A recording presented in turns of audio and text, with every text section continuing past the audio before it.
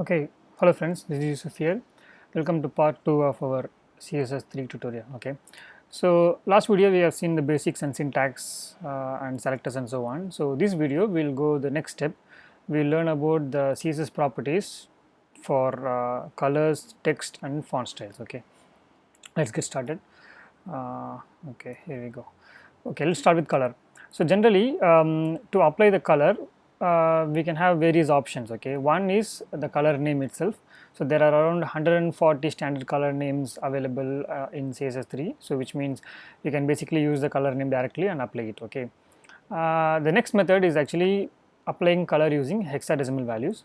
So the hexadecimal values is having the syntax like it will start with the hash symbol, then it takes red, green, blue values. Okay, so each red, green, blue value can be varying from 0 to FF. Okay, so basically 0 to FF is nothing but in hexadecimal the value is 0 to 255. Okay, so this we will see in the demo as well how to apply that.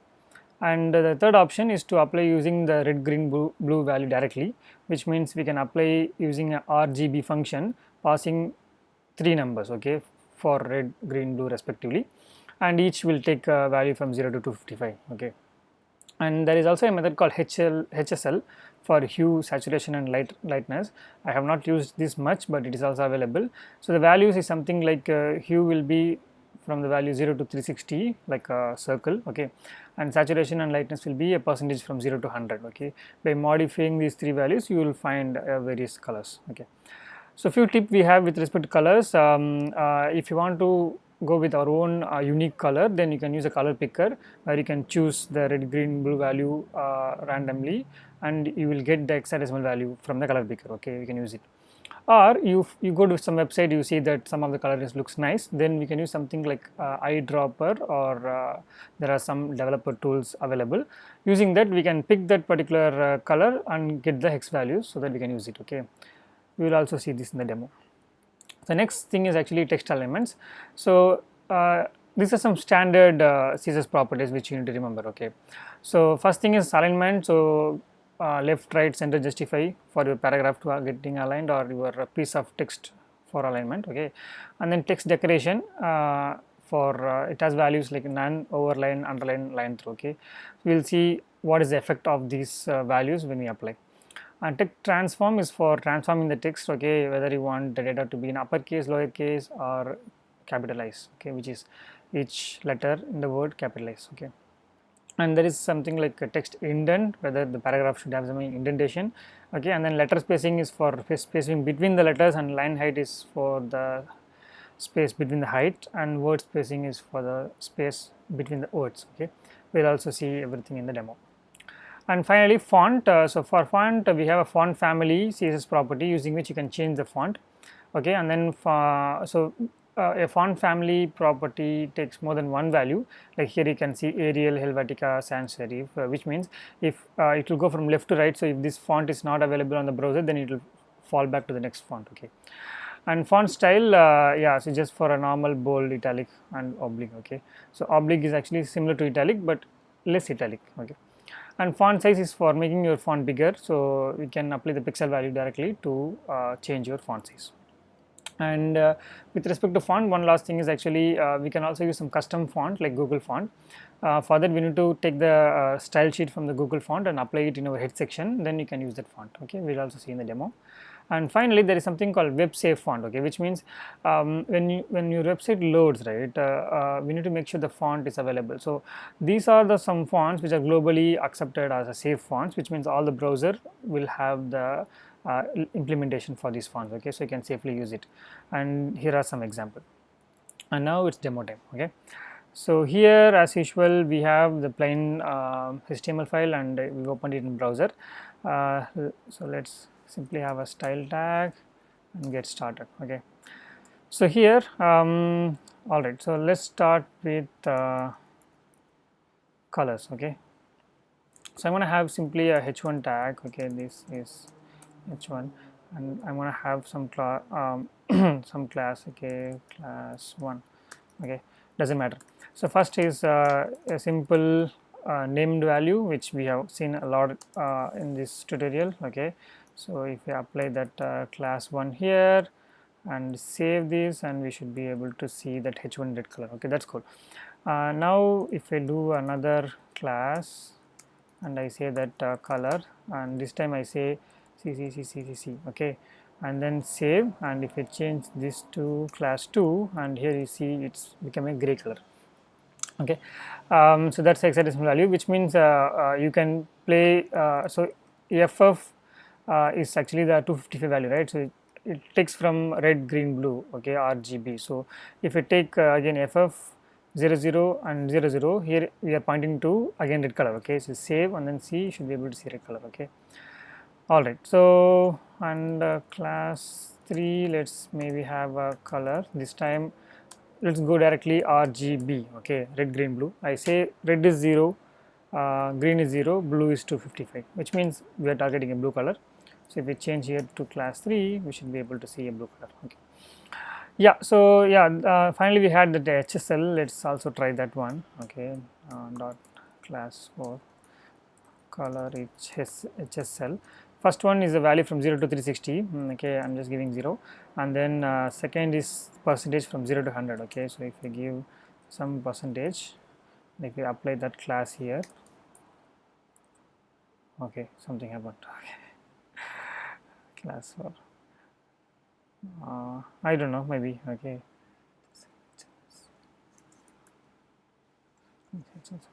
okay, so we'll deal with this later. Okay, I don't know what happened to this one.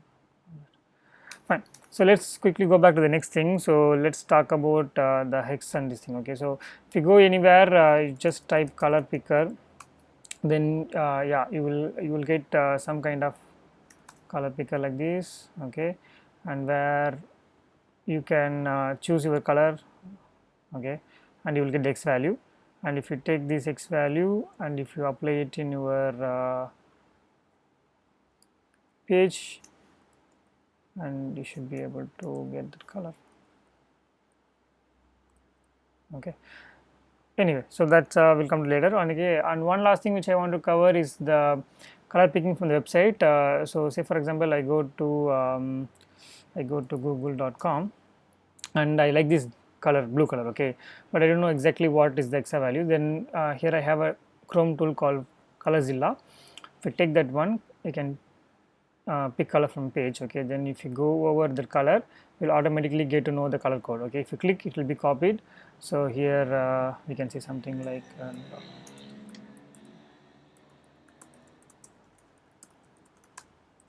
okay, so which means if I apply that here, this will be in that particular blue color. Okay, I think we have spent much time on color. Let's go to text. So for that, what we are going to do, let me create a simple paragraph tag, and then inside lorem space, so we get some random text. Okay, save this one and let's refresh. Okay, so first thing what we're going to do is alignment. So for that, let me directly target the p tag. Okay, and then say text align. Let's put it as right. Okay, and yeah, it will be in right hand side. You get the point, right? So center will be in center, and we can use justify, no space between left and right. Okay, so okay, let's do a couple of more interesting things. Let's do text transform. I say uppercase, so then everything will be uppercase. Okay, even though the text is small case in your source code, but it will be appearing on the uppercase when it's rendering. Okay, and similarly we have lowercase that you already know. Then we can use capitalize. Okay, so which means all the first letter of the word will be capitalized. Okay, okay, let's try some more. So text indent. Okay, so if I say 50 pixel, then now you can see there is no space on the first line, but if you refresh, you will get a space for the indentation of the paragraph. Okay, that is text indent. And let's go to text decoration. Text decoration. Okay, so if I say underline, which we have seen last time, everything will be underlined. There is also called line through. Okay, it is similar to the strike. Okay, everything is getting strike. And there is also one more thing called overline. Okay, let's try that one. So overline, actually you get a line above the word. Okay, so I don't know why it will be useful, but you can use this one. Okay, let's go to spacing. Okay, Let me change this. Okay, so spacing. So first thing we're gonna do is called line height. Okay, so line height, if I say 20 pixel, then you can see there is a height for each line. Okay, you can see the difference. And then word spacing, that is for space between words, which means you can see now after refresh you get a space here. Okay, and there is also letter spacing. Okay, maybe I put 5 pixel, and you can see each space between the letter getting changed. Okay, so these are the properties which you can use based on your need. Let me go back to 2 pixel to make it look better. Okay, so we just saw all these things. Yes, done. Okay, let's go to the next section, which is font.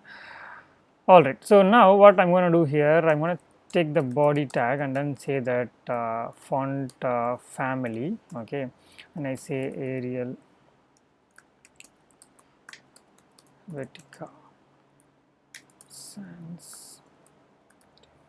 So as soon as I do this, right, you can see if I refresh, it's getting changed. It took the first value, basically Arial, and then it applies everything. Okay, in case if the Arial is not there, then it will go to the next font. So this font family is the tag which you should know to change the font style or font of the font of your website. Okay, and let's quickly do hands-on for Google Font. Okay, let's go to Google Font. Okay, so if you go to Google Font, you will see a lot of variety of fonts which are not a commonly used one, but it looks good. Okay, so maybe okay, so if you want to take this Poppins font, okay, so I click this one, and you get a different variety of the Poppins font. Okay, that's bold, italic, or extra bold, so on. Okay, I'll take this 300. Okay, selecting this one, and here we get option to embed via a link tag or import. Okay, import is something advanced, we'll cover later. So I just take the link. Okay, and then I copy and I put in my head section before our CSS. Okay, done. Then if you come here, they will tell how do we apply that in the font family. Okay, let's copy this, and then let's change the body with this one. Okay, save. Now if we go to our web page and refresh, you see it's getting changed. So now we're gonna see the fallback thing. Okay, so just because we included this link tag, it is able to fetch the style. Okay, if I delete this, okay, and then save, refresh, obviously Poppins is not able to find, right? We don't have any source. Then it will fall back to sans serif. Okay, see, it's going back to sans serif. That is the concept of font fallbacking. Okay. Yeah, I think we covered almost. Pending is font style and size. Let's do that one. So I'll go to same paragraph tag, and then maybe I'll take a new paragraph tag. Okay. So say font size. It's actually the size of the font. Okay. So if I say for example 20 pixel, save, then it will be bigger. As simple as that. Okay. And then font. What else we have? Font style. Okay. Yeah. Font style. Maybe I'll say italics. Save, then it will be italics. Okay, cool. I think that is the end of this video. We just learned about all the basic necessary information and CSS properties for font, text, and color. Okay, I think, yeah, so we'll move forward. I'll see in the next video with the important concept called box model.